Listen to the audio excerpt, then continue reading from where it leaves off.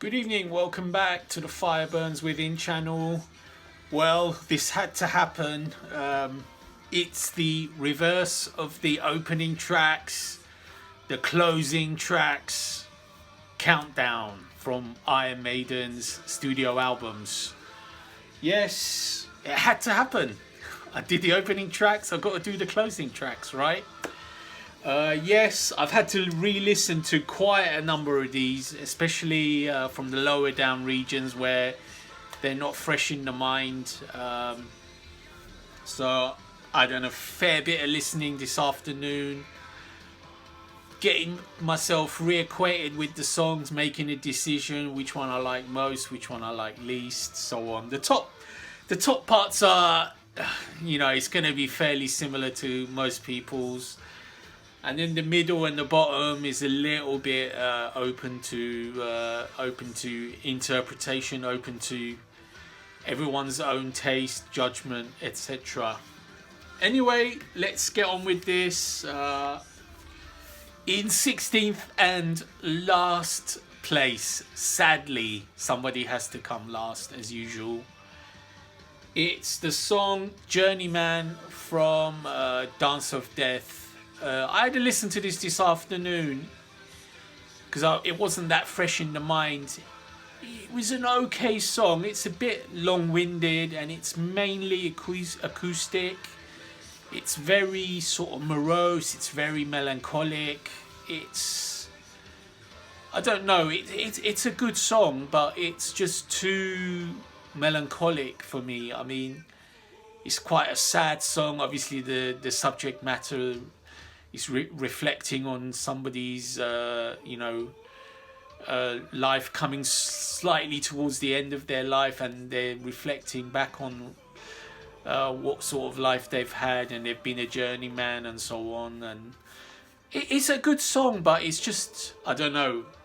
I didn't get a great feel for it compared to some of the others. Maybe in the right mood, it will be a better song, a more enjoyable song. But anyway, it's a good song, but still last place, sadly. Somebody has to come last, right? Okay, in 15th place, it's Como Esta Amigo from Virtual 11. I actually didn't mind this. I listened to this afternoon again. I thought it was okay. The beginning is a bit sort of like sad again and morose, and then towards the end it gets quite good. I mean, there's a melodic riff in it which I really like. Blaze's vocals are good in it. I like them, but it didn't really wow me as a great song. But it is a nice song. I mean, the sentiment is good in the song. The lyrics are pretty cool. It's about like friendship between maybe, I don't know, the English and the Argentines over the Falklands and so on, or in general it's just a bond of friendship between so-called enemies, like burying the hatchet and so on. Yeah, it's a good song, but still not an amazing end to the album, Virtual 11. In 14th place, we've got The Thin Line Between Love and Hate from Brave New World. Now, I actually really like Brave New World as an album, but I re-listened to this song again this afternoon, and it just wasn't quite as good as I remembered it being before. It was a bit dragging in places. It's quite slow again and quite... well, not even quite mid-tempo. It's sort of slowish to getting to mid, but not quite getting there. Again, a very long song. I mean, long songs are, some of the best long songs are at the end of Maiden albums, everyone knows. And I can't say I'm going to fault it for length, but I don't know. It just felt like it dragged a bit. Bruce's vocal is good, and I really like the end where it's just him singing and there's not a lot of music. I really like that end part, but the song was, I mean, in my mind, I would have probably rated it somewhere in the middle, but on re-listening, I've pushed it out a little bit more towards the end even. So that's my thoughts on it. In 13th place, we've got The Unbeliever from The X Factor. This one I had rated around that. I was thinking, well, yeah, it's towards the bottom, and it stayed pretty much where it was. I did re-listen to it in the afternoon, and it was really quite good. You know, it felt like an okay song, quite progressive, quite nice riffs here and there. Very decent song, not too bad. Just maybe a little bit meandering, and the production doesn't help because it sort of lacks a little bit of beef, lacks a little bit of sharpness, but not too bad, not too bad. In 12th place, this one, I don't know, this one I think could be slightly controversial. It's it's Empire of the Clouds from the Book of Souls, the most recent and lengthiest Maiden song of all time. This one I skimmed listened actually this afternoon, and yeah, the bits which I like, I do really like, but the opening intro is very long-winded. I mean, it's like 7-8 minutes before anything of note really happens that I would consider like getting into the main gist of the song. It's a good song, but I don't know, it's a bit overblown, too overblown. It needed trimming down, but this is the modern Maiden style, you know. Throw as much as you can into it. Okay, next is Mother Russia from No Prayer for the Dying. This really improved on listening. I would have, without playing it again, I would have ranked this around 14th or 15th.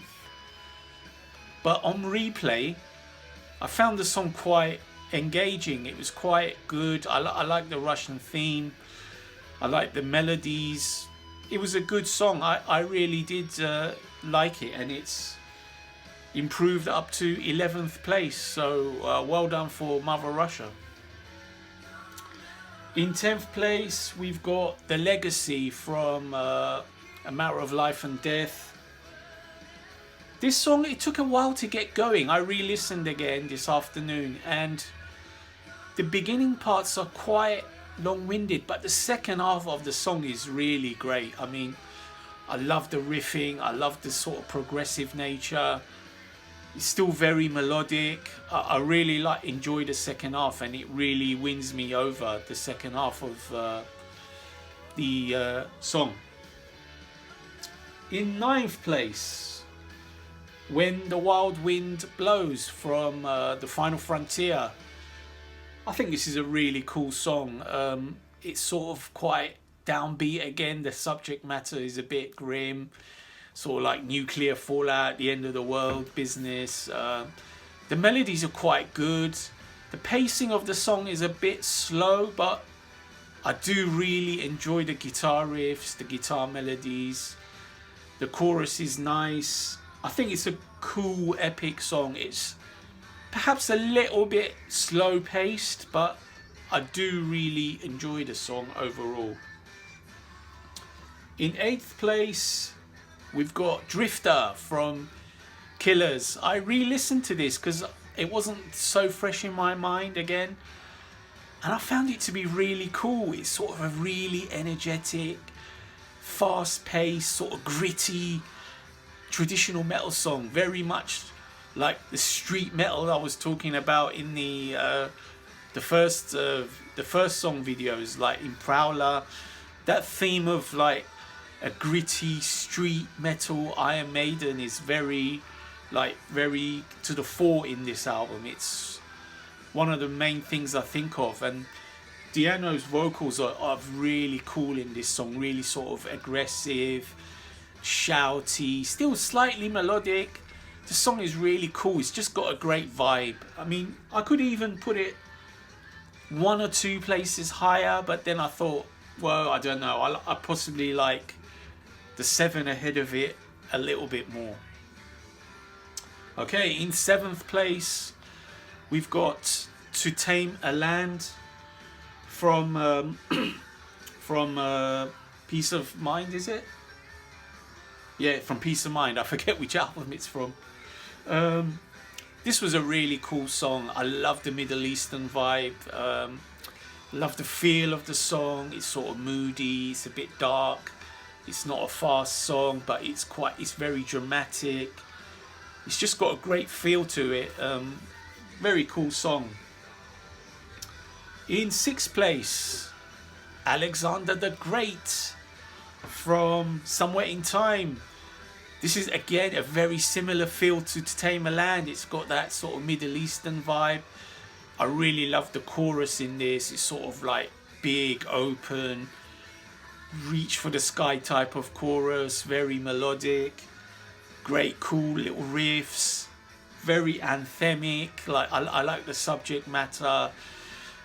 Talking about Alexander the Great. It's just a great, typical, historical Maiden epic. Very cool song. In 5th place, Only the Good Die Young from Seventh Son of a Seventh Son. This is an upbeat, catchy, rollicking, great heavy metal song. Very upbeat. I love the pace. I love anything that's sort of speed, fast picking riffs. Very cool vocal melodies. Very catchy. It's a great end to a classic Maiden album. Definitely, possibly could be higher, but 4 songs are ahead of it. Okay, in 4th place we've got the band's self-titled track, Iron Maiden, from the debut album. Yeah, it's just a classic. It's just I couldn't not leave it out of where it is in 4th place. It almost went into 3rd, but in the end I took it out of 3rd and left it in 4th. It's just an iconic song. The guitar riffs, the vocal melodies, the catchiness, the upbeat feeling, the power, just very, very catchy. Excuse me. Got a frog in my throat. Excuse me. So the top 3, in 3rd place, Fear of the Dark has to be there. The album as a whole is not that amazing, but this song is just, it's a live staple. Always play it live. I know some fans are like sick of Fear of the Dark, but I still think it's an amazing song. The melody is awesome. The catchiness, the feel, the power, the anthemic parts towards the end. Just an awesome, uplifting, traditional heavy metal song. In 2nd place, we've got Rime of the Ancient Mariner from Power Slave. A truly epic song. Very long. Their longest before Empire of the Clouds came along. I love Rime of the Ancient Mariner. The rocking pace, the storyline, the vocals, the mid-paced, the quiet section in the middle, the great riffs. It's just an epic song. But of course, the only song that could possibly be number 1 is the almighty Hallowed Be Thy Name. It's an almighty epic, the best Iron Maiden song of all time, the best closing Iron Maiden song of all time. There's been enough said about Hallowed Be Thy Name. It's the best song there is, pure and simple. From the pacing, the pounding riffs, the awesome vocal melodies, and the heroic, anthemic ending parts, the great solos. Just a glorious song. Easily the best closing Iron Maiden song, and the best Iron Maiden song ever, in my opinion. Okay, hope you enjoyed this. Sorry about the voice. The voice is going. Stay tuned.